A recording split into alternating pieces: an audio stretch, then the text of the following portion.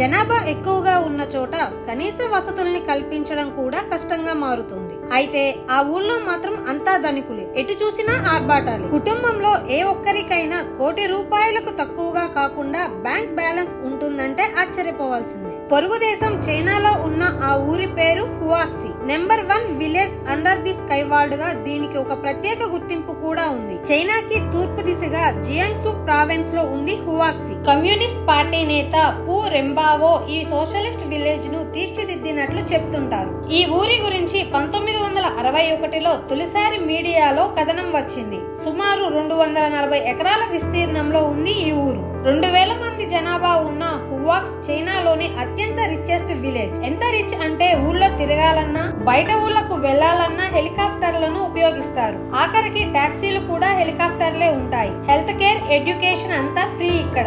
కాకపోతే ఉద్యోగాల కోసం వచ్చిన నాన్ లోకల్స్ కి ఆ అవకాశం ఉండదు. అంతేకాదు ఇక్కడున్న వాళ్ళు బయట ఊళ్ళకు వెళ్లాలనుకుంటే ఆస్తులన్నీ ఇక్కడే వదిలేసి వెళ్లాలన్న రూల్ కూడా ఉందట. అప్పుడు ఆ ఆస్తులను ప్రభుత్వం స్వాధీనపరుచుకుని మెయింటైన్ చేస్తుంది. హైటెక్ హంగులతో ఉండే ఈ గ్రామంలో 70 అంతస్తుల సూపర్ టవర్ ఉండడం ఓ ప్రత్యేక ఆకర్షణ.